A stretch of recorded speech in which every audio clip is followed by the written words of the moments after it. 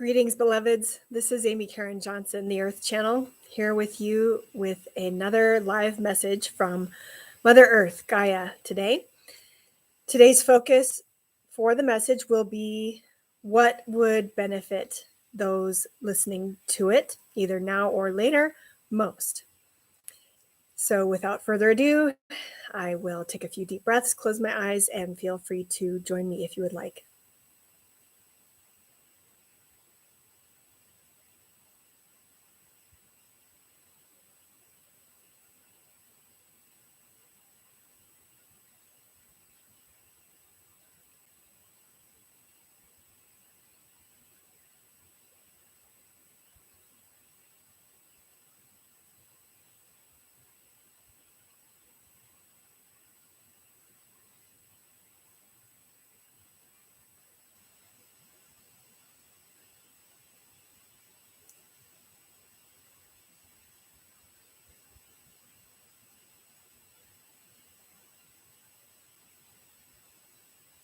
Hello, this is Gaia.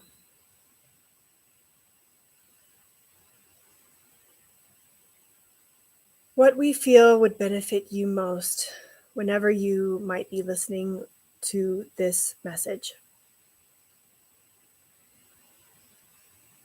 is some clarification on the concept that you may have been adhering to for quite some time. Whether it's because you were brought up this way or you began adhering to it simply because most of the rest of society adheres to it.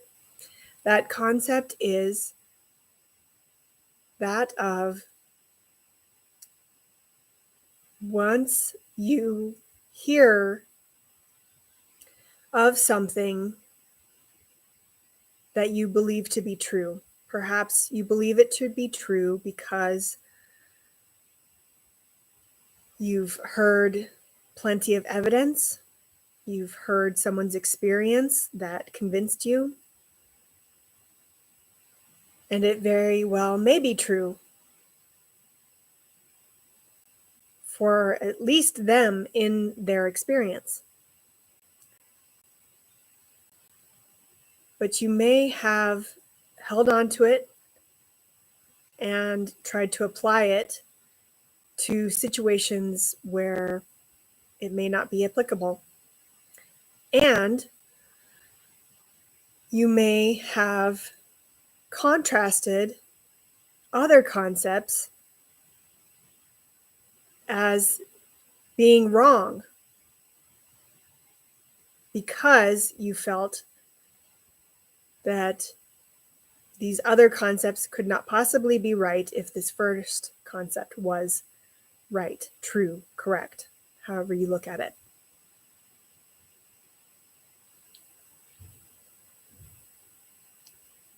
What we invite you to consider in place of this concept is that things can be true at the same time. One being true does not mean another has to be false. Or if that may not apply to certain situations,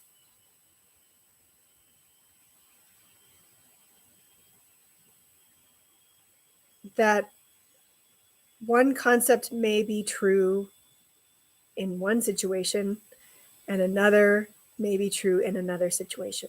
Everything is contextual. Everything is like an ecosystem around you. You create this ecosystem by the things that you focus upon.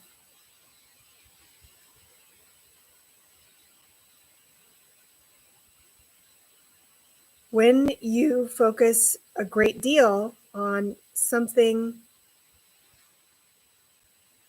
like we were saying in the first instance, that you believe to be true, and a great deal of your focus goes there, you will bring more of that into your awareness on a regular basis. But if you can begin to get curious about other possibilities enough to where you can focus upon these other possibilities more of the time, you will begin attracting some of them into your reality.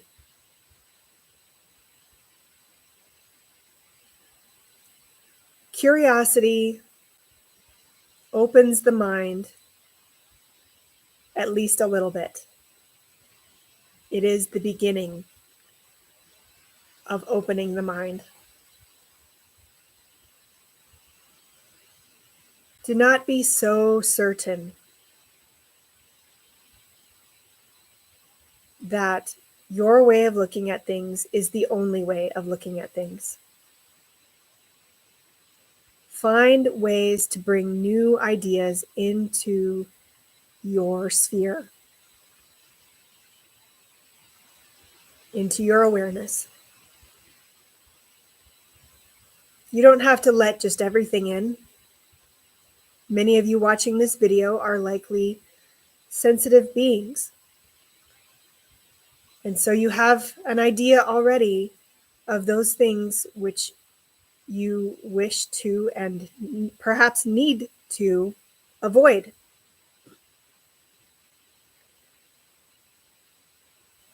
But if you have any doubt, or if you are called, you feel called to open up again to something you had previously written off,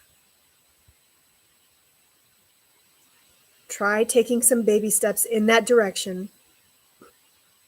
You don't have to open yourself wide immediately, but just get curious to see whether perhaps something has changed, something has shifted, either in you or in the situation, in the other person.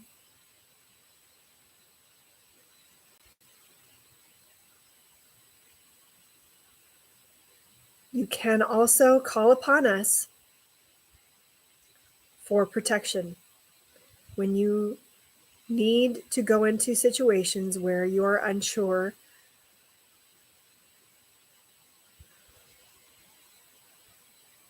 even there is a good place to place your curiosity.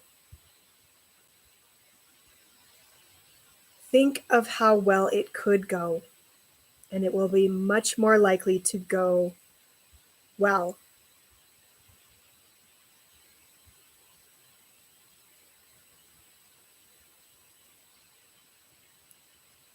Grounding into us, Mother Earth, doing a grounding visualization,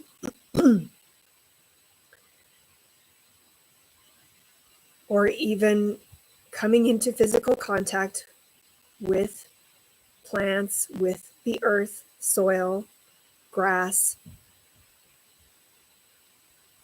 dirt. Breathing the fresh air, even if it's a little chilly. All of these things are excellent ways to keep the energy flowing so that if you do encounter anything that doesn't feel so good, you can let it go even more quickly.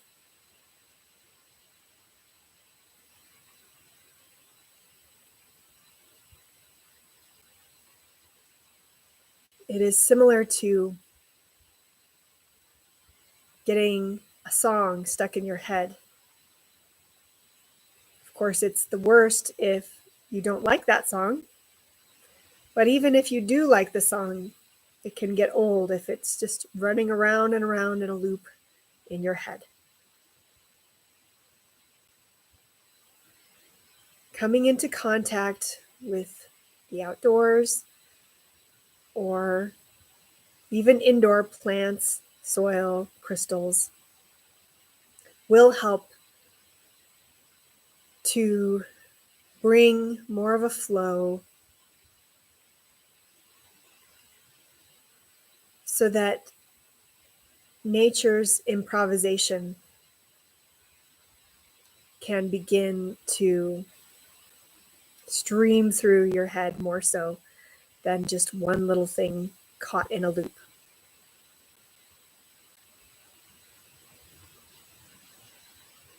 We invite you to remember this, especially with the coming holiday season.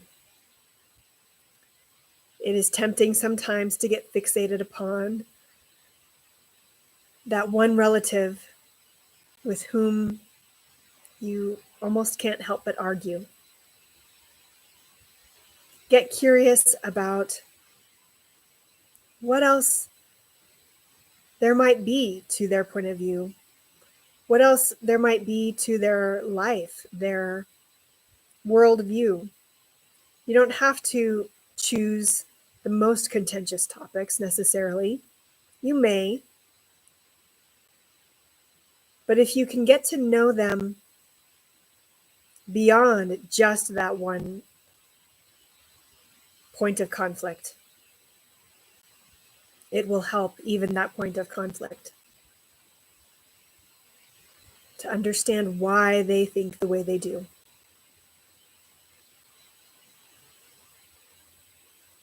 What brought them to this place in their lives. And then after you've satisfied yourself with delicious food, see if you can take a walk outside.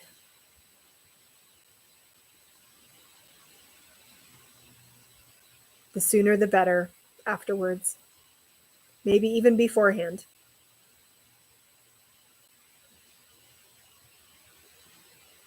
Being able to look at trees, the horizon,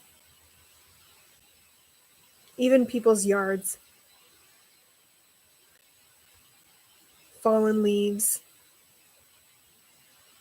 All of these things help you to get a broader perspective.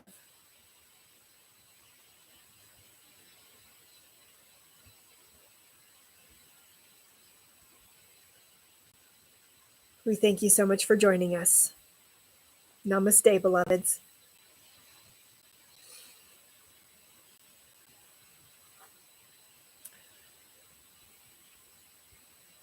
Rather comforting message, I thought, for at least those of you in the United States right before Thanksgiving. But everyone may be having some holiday gatherings coming up soon. So hopefully that helps. All right, I will wrap up, and I greatly appreciate those of you who are watching this, sharing it with others, perhaps liking it, leaving your kind comments. I truly appreciate it. And of course, subscribing. I believe I will continue to try to do these every Friday afternoon, at least where I am, it's afternoon. And also, beginning Saturday night, Sunday, I will be starting a new series for my non-live videos. So be sure to come back to check those out. I'm not going to say too much about what the series will be at this point because I don't have it 100% formed yet. I believe it will be focused again on the I Ching as I have done before, and perhaps the gates of the heart, what I call the heart anyway, which is a little different. So thank you again. Namaste, beloveds. See you soon.